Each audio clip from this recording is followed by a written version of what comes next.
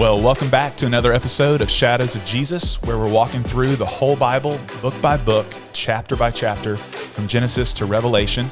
I'm Bill Jolley, and I'm joined by a special guest, Brian Kane. Brian, good to be here. Tell these folks who you are. Yeah. I am a husband. I'm a father. But for our purposes of Redeemer Community Church, I am the student pastor here. So I oversee the middle and high school guys and gals. Man, it's been such a joy to do that. I've been here for about 7 months, I think, 8 months. Yeah. Yeah. Wow. Yeah. So, and it's felt like I've been here forever in the best way possible. Just relationally building really good connections and relationships. But still kind of learning my way around Johnson City and learning my way around, getting connected and still trying to getting our bearings a little bit, but Sure. But it's awesome. And your family's growing? Yes. So I have two children right now, a 5-year-old daughter, Mabry, and a 2-year-old son, and then one on the way in the next couple weeks. So that's very exciting. Going from 4 to 5, from man to zone. That's as right. They say, that's what you have to do. As they say. Yeah. So Andrea is great with child, and we're excited about that for you guys. Yeah. And I've really loved having you join the staff. Some of my favorite things about Brian. One is if you go into his office, the number of books that he has managed to, very organized shelving there. Yeah. I'm a book guy, so I love seeing all those. And there's also a polar bear head mounted in his office. Yes. Not a real one, okay, but it's been mistaken for a real one, but it is not a real one. It's there. It's there. Yeah. And the other thing is Brian has a great sense of humor. On our staff group me, he and Emily Maupin always just take it in a little Back crazy direction. They find the line and they cross it a little bit and just make it really lively. So I love that. I'm excited to have you on the podcast and look forward to having you back with us in the future. So to start out, we're going to be going through Numbers. And as you think about that, there's actually a great passage in the New Testament, 1 Corinthians 10, where Paul talks about what effect reading through Numbers and reading through this Old Testament narrative, what it's going to have on us. And so Brian and I, we're just going to read the first 13 verses of chapter 10. So it's a few verses, but I think it sets us up for it. So you want to take the first ones? Yeah. I'll read the first 5 verses. I'll read 1 through 5 here. It's 1 Corinthians 10, starting at verse 1. For I do not want you to be unaware, brothers, that our fathers were all under the cloud, and all passed through the sea, and all were baptized into Moses in the cloud and in the sea. And all ate the same spiritual food, and all drank the same spiritual drink. For they drank from the spiritual rock that followed them, and the rock was Christ. There's your shadow of Jesus. There we go. Pretty obvious. Very, very evident. Nevertheless, with most of them God was not pleased, for they were overthrown in the wilderness. Okay, yeah, it's important. And it says, and that's what we're going to see in Numbers, is this theme of how the people are faithless, but God is always faithful to his promises. And so as you read through Numbers, it says in verse 6 of 1 Corinthians 10, now these things took place as an example for us, that we might not desire evil as they did. And that's part of the effect that that is meant to happen in our hearts when we read through Numbers. And Paul goes on to say, do not be idolaters, as some of them were. As it is written, the people sat down to eat and drink and rose up to play.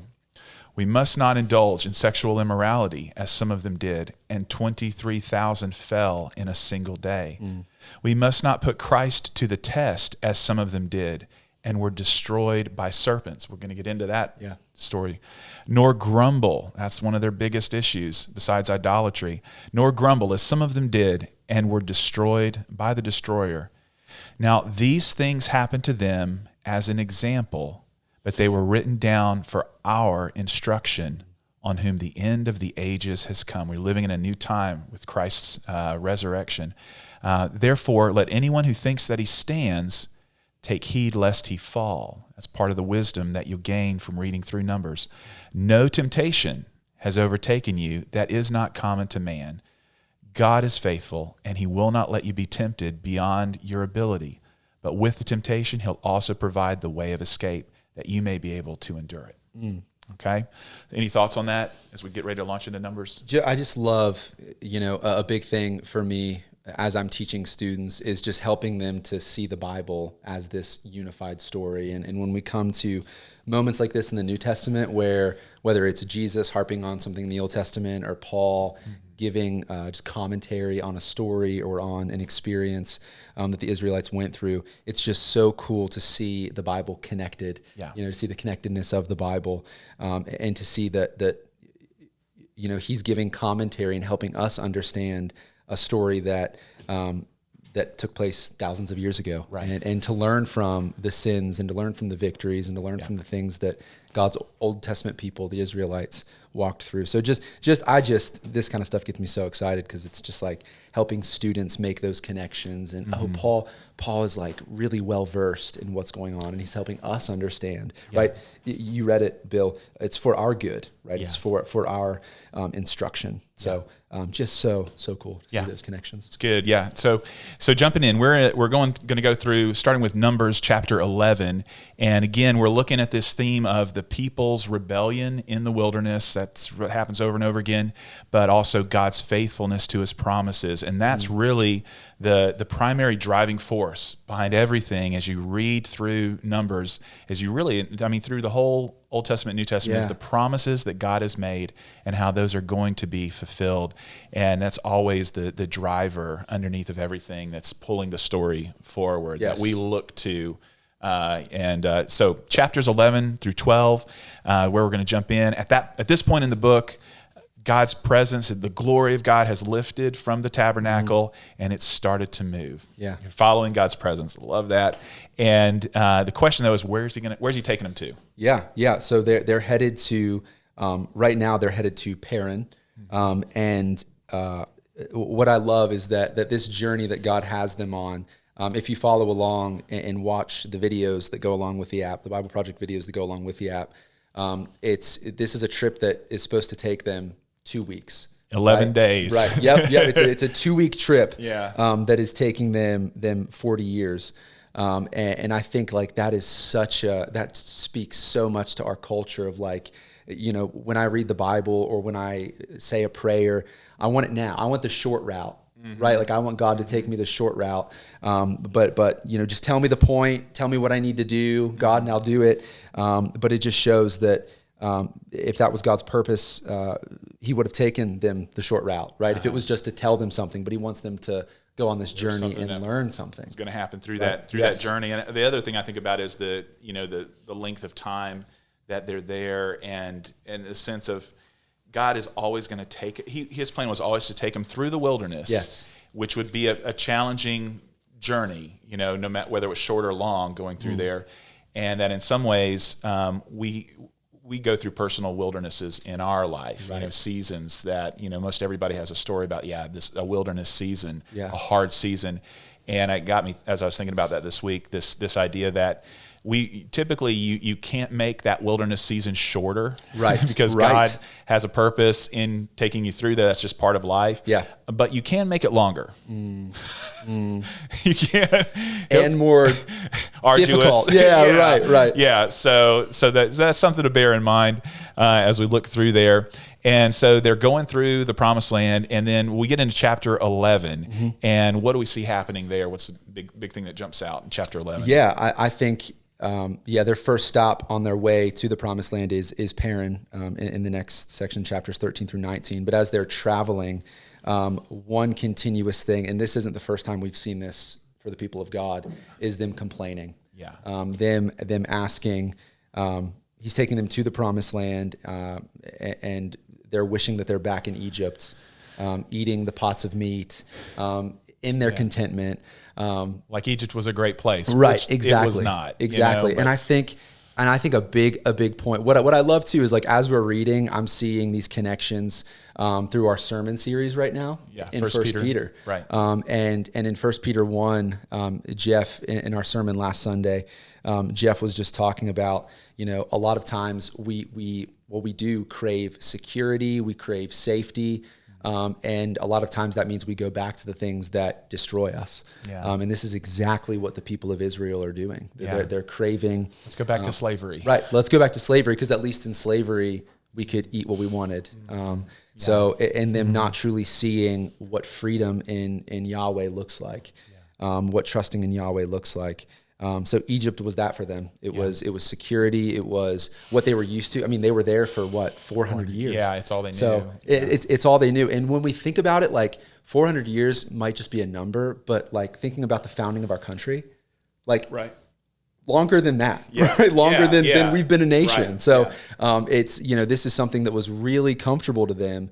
And I think like, for me, I don't know about you, Bill, but for me, I read this and my first reaction is how ridiculous, all they have to do, they saw what God did in the Red Sea. They saw God's faithfulness to them. Yeah. How in the world could they desire to go back to, what was their ruin, what was literally slavery? Yeah. But then I evaluate my own life and I'm like, man, just like how Jeff was preaching in the middle of 1 Peter, that's me. Yeah. Right. Like I see myself in this story, and yet we see the faithfulness of God continually throughout. Right. Yeah, because it's so hard to for them. It was so hard to believe in where the story was going, right? Where God was taking them, and that's our same deal too. Yeah, absolutely. And even the passage from 1 Peter this past week talked about seeking holiness, seeking to follow the Lord. And that we're able to do that when we set our minds on the grace that's going to be given to us so fully when Jesus is revealed, when he returns, which is the big story, the future for us, and the power of let's keep this big story, the promises of God in mind, and it changes how we pilgrimage. Right. How we act in the in the journey. The way, yes, on absolutely. The way. So chapters 13 through 19, they're in the wilderness, led by God, and God tells Moses to send out some spies to check out the promised land. How many spies? 12 spies. And how long did they spy? They spied for 40 days. 40 days? Yes. And what do they see? Well, there's a mixed experience. Yeah. 10 of them are fearful, and they see nothing but their own selfishness and their own inability, and 2 of them see what God will do and how God will be faithful. Right. So, and if it's okay, Bill, I just want to read just very briefly, because I think this is just a theme. I'm a big proponent of seeing these themes throughout the whole Bible and helping students specifically kind of make these connections throughout the Old Testament and New Testament. So I just want to read, and what I think is one of the biggest issues in this text for those who were faithless and trusted in themselves and not in the faithfulness of God. This is Numbers 14. I just want to read the first 4 verses, if that's okay. Then all the congregation raised a loud cry, and the people wept that night. And all the people of Israel grumbled against Moses. There's that grumbling, complaining again. Grumbled against Moses and Aaron. The whole congregation said to them, "Would that we had died in the land of Egypt, or would that we had died in this wilderness. Why is the Lord bringing us into this land to fall by the sword? Our wives and our little ones will become a prey. Would it not be better for us," again, here we go, "would it not be better for us to go back to Egypt?" And then they said to one another, "Let us choose a leader and go back to Egypt." So you see like their inability to trust Yahweh by their inability to trust who Yahweh has brought up to lead them. Right. So there's this theme of we know better, we want to go our own way, we want to sit on the throne, and that is that they end up trusting in these spies who their eyes are fixed on and their hearts are fixed on the physical, and you see 2 other spies who are just focused on what God is going to do, right? What God will do for them. Right. And so Moses has to take a lot of junk. From these people. Right. He's leading, 2 million people, and they are hard-headed, and yet he intercedes for them. Right. And and it says he was the most humble man, the meekest man on the face of the earth. In his humility that he would pray for them, and that's a theme that we see over and over again. Moses interceding. Yes. When people are coming against him, that he does that, and so I love that about Moses acting really as a priest. Yes. On behalf of God to the people, and on behalf of the people to God. Right. And walking in that, and so God he forgives them. But that doesn't mean that there won't be consequences. And so because the people sided with the 10 spies that gave the bad report, there's a massive consequence for all of this. This is I think one of the saddest parts, hardest parts in the story. Talk about what happens because of their rebellion. Well, again, I think that an important note, just really quick about Joshua and Caleb, is the fact, and this will be a theme in Joshua as we approach the book of Joshua, is remembering and setting up pillars of trusting in God's faithfulness. So I think that's important for us. A really practical thing is what pillars of remembrance do we have in our lives that remind us of what God has done for us. But yeah, sorry, what was so we're going to talking about the consequences of their rebellion. And in fact, because they were spies there for 40 days. And so God said, for 40 years, you all will wander through the desert. And you said, God's brought us out here to die. And that's what was going to happen to them. And they said, our children, what about our children? And they're going to die. And God said, no, they're not. I'm going to get them to the promised land. Right. I love that. And but the people hear all this and they're devastated, and then they say, no, we're going to go try to take the land. Right. And so they leave out without Moses, without the ark, on their own initiative, without God, and try to win a victory, and they are defeated. And that gets us into chapter 15, where we actually see something really powerful. In verse 2, it says, "Speak to the people of Israel and say to them, when you come into the land you are to inhabit, which I am giving you." And it says when. Even though they totally messed up, it says when, not if, because God is definitely going to fulfill his promise. Right. And so there's assurance there in that. Yes. And so we see God's, when you come into the land. Another thing you may have noticed in chapter 15, there's a Sabbath breaker who is put to death. And we see that the capital punishment enacted there. And immediately on the heels of that is where the Lord instructs them to wear blue tassels as a reminder. Because this is before cell phones. can't set reminders and like you can't set I often do. Yes, I like that. But it was to set to remind them, that they're going to have a very tangible reminder all the time to say, wait a minute, what has God said? Yeah. And that's what I want to line my life up with. And so that I love that. And Jesus would have followed that tradition. He would have had tassels on his robes or on his, on his clothes. Right. And that's probably when they refer, in Matthew 9 or Matthew 14 about the hem of his garment, the woman with the issue of blood touching that. Probably grabbing one of those tassels there.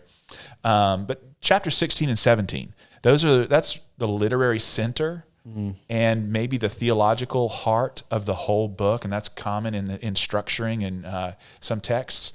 And so what happens in those chapters as we look at that? What's the big theme?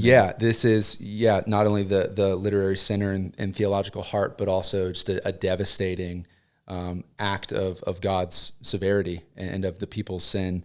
You have it says in chapter 16 verses 2 and 3, these chiefs, these well-known men coming up before Moses and Aaron, and this rebellion against Aaron as their high priest.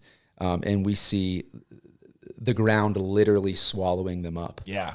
We see God again being adamant that Moses and Aaron are his chosen people, are his chosen men to lead the people of Israel. And this just shows, Bill, I think, just we talked about the fear of the Lord a little bit last Sunday. Right. And it shows the reverence we are to have, but it also at the same time shows just this holiness of God, this God is in the heavens and he does what he pleases. And there's a beautiful reminder in that. And there's also a hard pressed reminder of, man, God is in control and God will be faithful to his covenant. God will be faithful to his promises.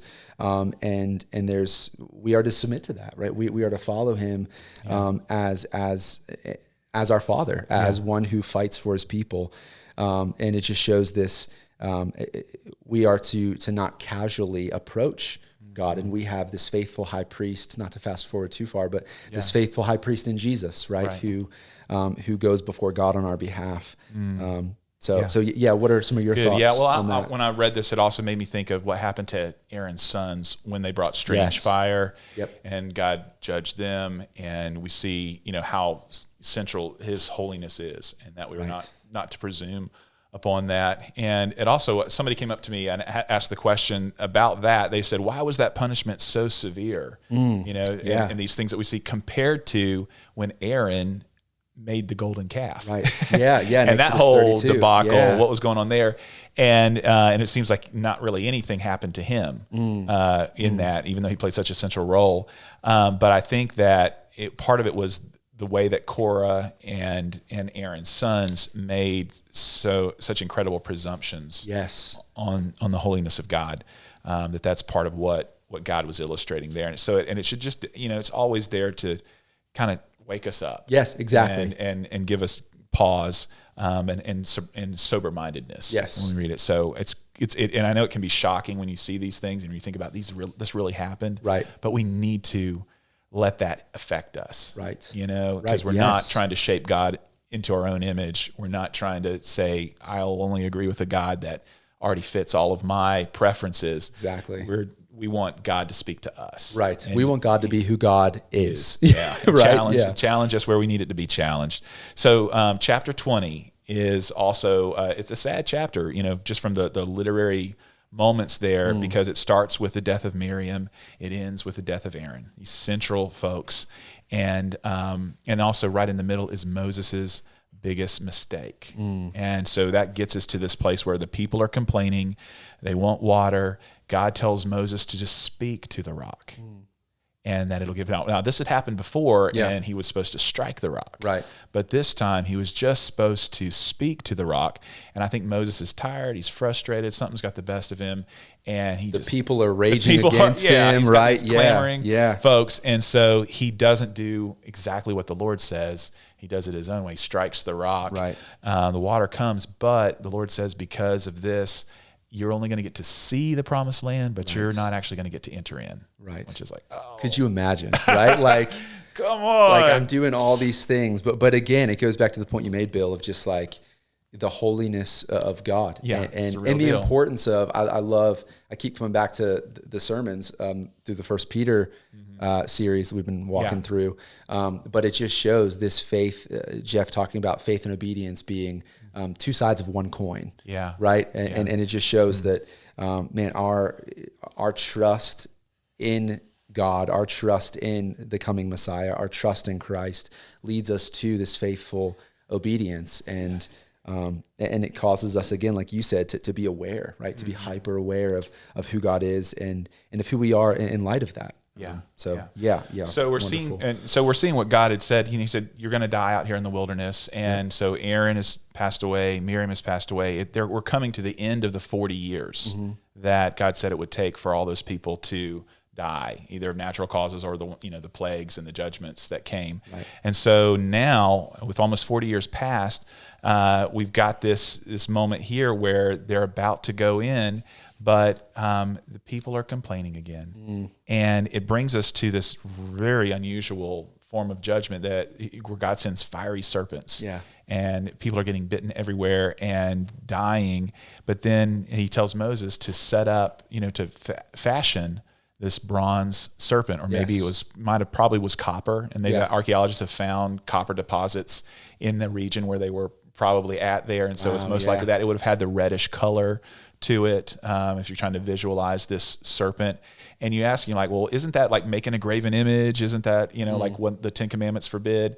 But it was not really, that it was not something that they were to worship, but that it was symbolic of representative. God. Representative. Yeah. And it's interesting because it was the means, the literal snakes were the means of God's justice, but the bronze snake was a means of his mercy. And so his justice and mercy all are kind of coming together. Hand in hand. Poetically, which we'll get to that. We'll talk more about this at the end when we talk about Shadows of Jesus. Right. Obviously, because this is huge for it.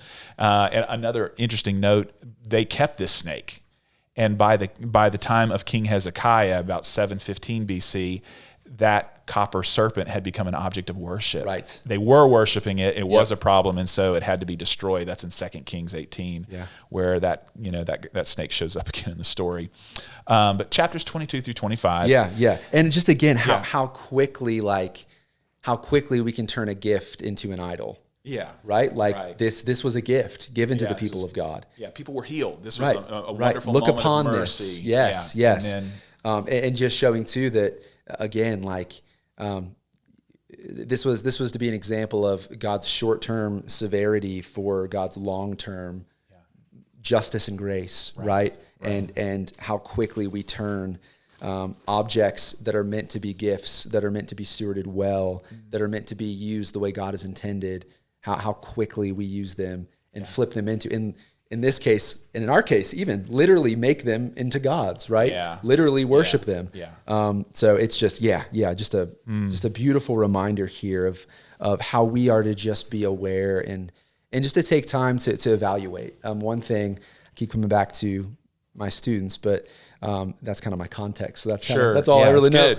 Send this podcast to your students. Yeah, there we go. There we go. But just trying to remind, I say, if you guys do anything, I always want to leave them with one thing. Think on one thing, but think about it throughout the week. Just think deeply on these things. And one thing here that we can think deeply on is, evaluating where do I turn the gifts of God into idols? Where do I turn the gifts of God into things that lead to my ruin? Because so often things that destroy us are sinful things, right? Are blatantly sinful things. Yeah. But most of the time, it's things that were good, right? That things we've made into a god. Exactly. Or things that we've just twisted, right? We've twisted things that are good into evil. So that's just such an important note that hit home with me as I kind of read through this book, Numbers. Chapters 22 through 25, they're on the plains of Moab, and it's basically the front yard of Jericho, the entrance to the promised land. The king of Moab, this is a strange section. Yeah, it's always been really weird to me, because you're like, is he no God? Where is he getting these prophetic words from? How is he like some kind of witch doctor, right? A shaman? And it's bizarre. It is. And I think it's good for us. Bizarre. Yeah, I think it's good for us to have come to that point. That's fine. It is okay for those weird things. Then, but the king of Moab summons Balaam, and he's supposed to curse Israel, and God will not let it happen. And certainly, when you think of blessings and curses, you're reminded of what God said to Abraham, the original promise: "I'm going to bless you to be a blessing." Yes. He also says, "Whoever blesses you, I will bless. Whoever curses you, I will curse." And so there's this, that's a strong theme of blessings and curses that we see definitely, throughout the Old Testament. And so there is the moment where this donkey talks. Yeah. And so, which, often the old preacher joke, if God can speak through a donkey, I'm glad that he can speak through me in there. When you think about Balaam and that whole moment, that connections there, are there any other things that hits you maybe this time as you were reading through? Yeah. Just, I think going back to the whole, I will bless those who bless you and curse those who curse you. It just shows again, this theme of God's faithfulness. God will be faithful to the covenant that he makes, to the promises that he makes. And him literally using a pagan prophet for his people's good. Yeah. Right. Him using, someone who was meant to destroy and meant to lead astray for the sake of his people's good, knowing everything we know about the Israelites, right? Yeah. Knowing everything we know about how they've complained and how they've grumbled, him using, I think it's just, it is a comforting story of it's bizarre. Yeah. It's incredibly bizarre, but it's incredibly comforting seeing not only can God use me, but also that God is going to be faithful, right? Regardless of our faithlessness. Right. And another thing that might be interesting, if you do a word search in the Bible and look for other references to Balaam, you'll also see him appear and referenced in the New Testament. Yes. So several times, I think. Yeah. But we'll leave that up to you if you want to go dig a little bit deeper in that. So the last part of Numbers, chapters 26 through 36, we're introduced to the next generation. They have a census. They're getting ready to enter the promised land. As you read through those, maybe not, a little challenging read for us. It was interesting, though, in 27, the daughters of Zelophehad. Nice, there we go. Okay. I don't know. These daughters, they prompt a new law. And as you're reading that, you see God's watching over 2 million Israelites, but he's also attentive to the needs of these 5 women. They're talking about how their land, what's going to happen to our land if we don't have husbands? How does this work for the land inheritance, that's such a big part of God's promise. And I love that God is attentive to that. And we even see them appear at the very end in chapter 36. Yes. 2 references to that. So that's something to watch for as you're finishing up Numbers, God's concern and attentiveness to the needs of these women. Yeah. And I think that's one of my favorite chapters in the book of Numbers, maybe my favorite chapter, because it shows this characteristic of God, about God, of listening to his people, right? Like these women come to God and say, hey, what's going to happen? What's going to happen? Yeah. Right? Like, and God speaks with them, and God listens to them, and God interact. There's exchange, right? And I think that so often we have this I think maybe this is a pretty Western thing, but we have this very kind of rigid view of God of, well, God is omnipotent, so what's really my role? What do I do?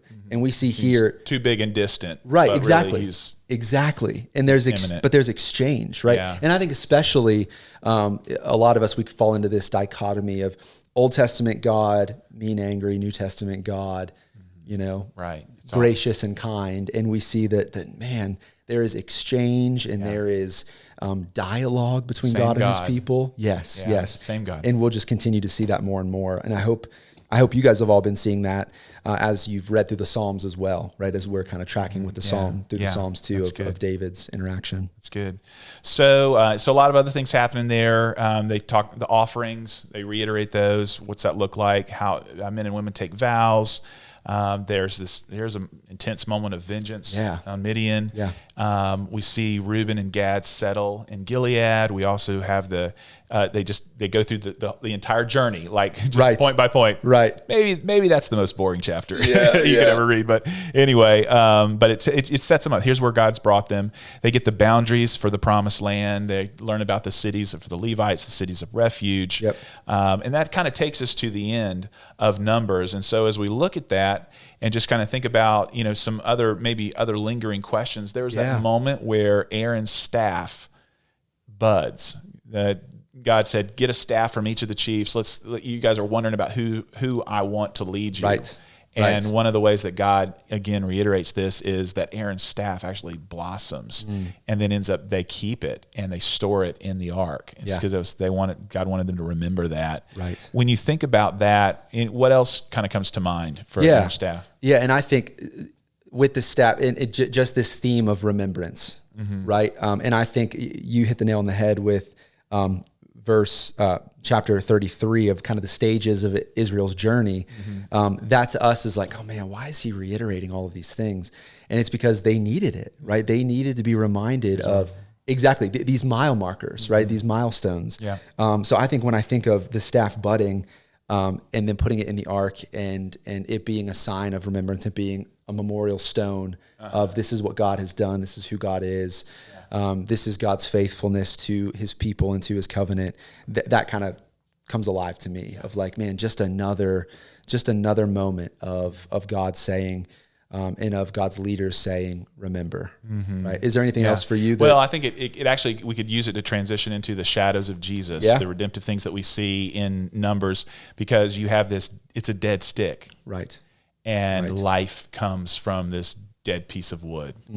Which definitely makes you think of the cross, this dead piece of wood, right? And yet life comes from it. And so I love that part. And some of the other shadows of Jesus, the 40 years in the wilderness, and then Jesus spent 40 days in the wilderness, being tempted and tested. Right. And so, and unlike Israel, who fails the test, that Jesus he's the faithful one. He's the faithful one. Yep. Yeah. Yep. So you see that.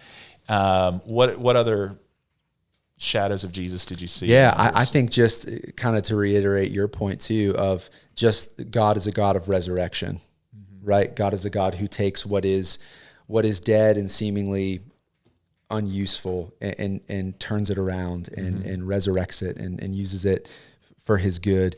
And we talked about this a little bit, but one other thing that comes to my mind is just the bronze serpent. And that's the big like one. You said, like you said, through archaeology, it has this reddish, probably more likely this reddish hue. And what, Bill, does that? It definitely makes you think of blood. Yeah. And so there's a connection with atonement, which they would have probably, picked up on.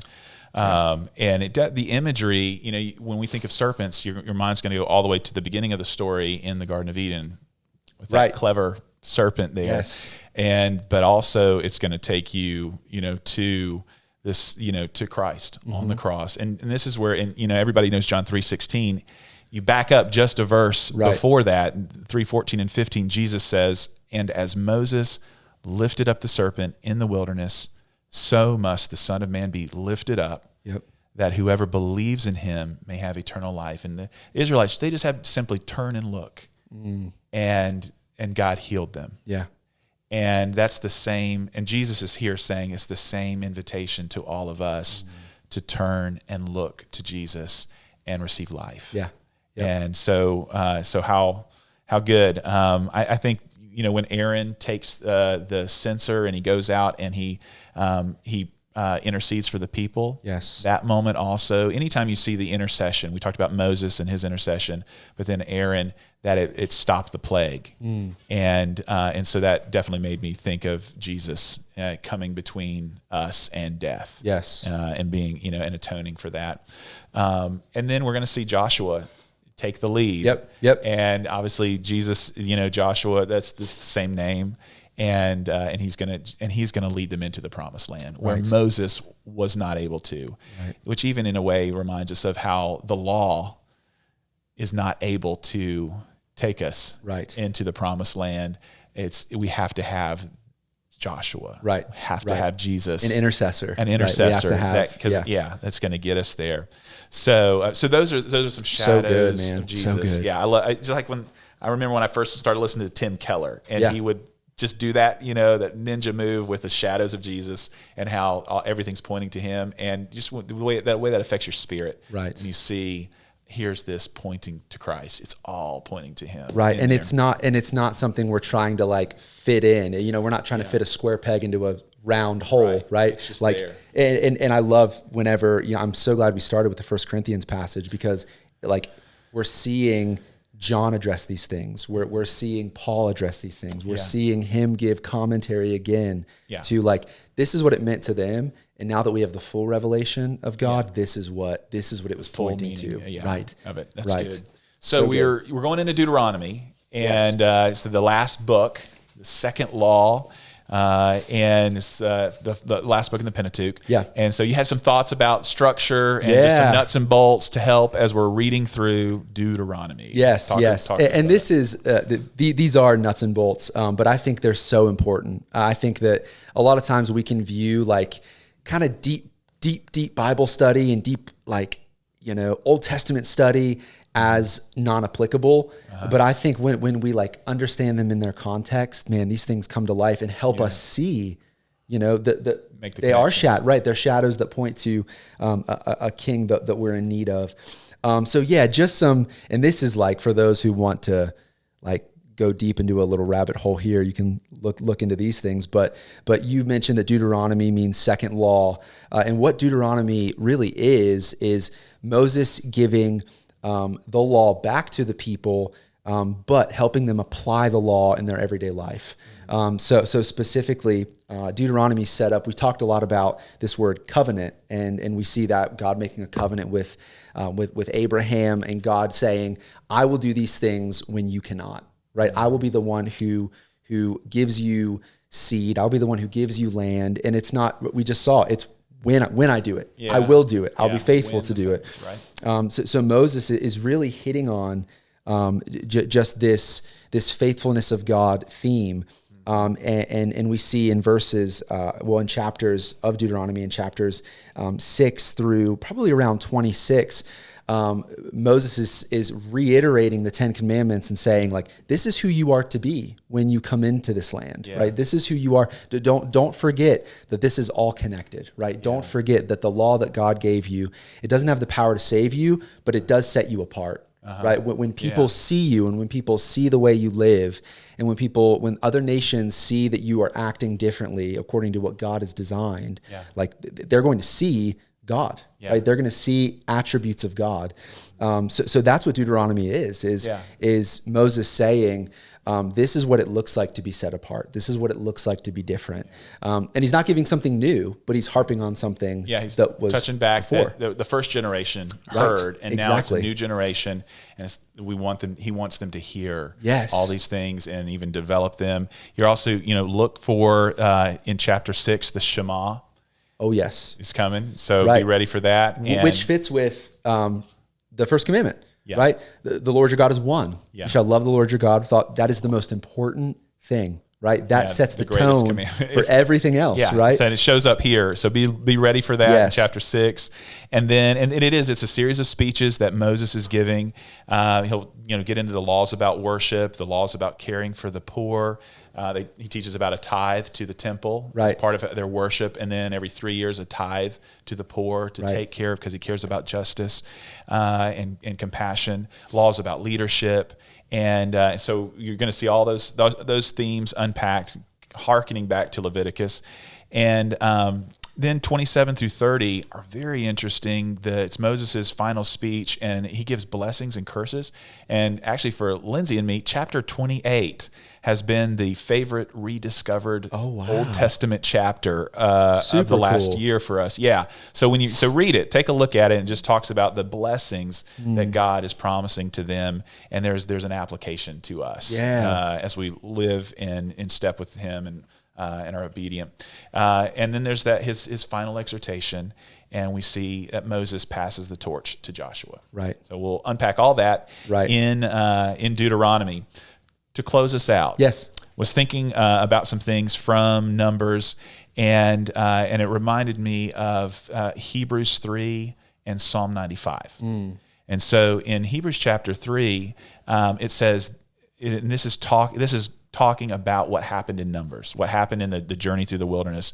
It says, Hebrews 3, 7 through 14, therefore, as the Holy Spirit says, today, if you hear His voice, then this is quoting actually Psalm 95. Do not harden your hearts as in the rebellion on the day of testing in the wilderness, where your fathers put me to the test and saw my works for 40 years.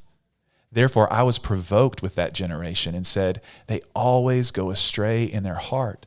They have not known my ways. As I swore in my wrath, they shall not enter my rest. So you see that when you read Psalm 95, it's interesting because it ends on that, with that kind of a hard word about not hardening your heart. But then it opens though with this beautiful moment, and in Psalm 95 it talks about, it says, "Oh come, let us worship and bow down, let us kneel before the Lord our Maker." He's our Creator, He's our God. We're the people of His pasture, the sheep of His hand. And it's so the opening is just come and worship this wonderful God. And that's really what this is all about. As they're traveling through the wilderness, are they going to believe that God is who He says He is and see Him for who He really is? This good Father that's bringing them into this land of blessing, this place of blessing, which is the same journey that we're on, of learning to trust that He is a good Father and that He's leading us through this life. And it's a pilgrimage to eternity, and it's going to be really good. But we're traveling through the wilderness at this point. And will they respond? Will they respond? Like, what are you going to do? They see what He does. Yes. They hear about the faithfulness of the generations before them. What will they do? And that's the same. That's the same question to us, man. When we worship and trust, and when, as we hear His voice, respond to that. And so I think that's a good place for us to wrap up today. And it's definitely our prayer for all of you guys that are reading and listening along with us, that you would hear his voice, and that you would come and worship him, that you glorify and enjoy him forever. Amen. Amen. Amen. Love it, man. All right. We'll see you guys next week.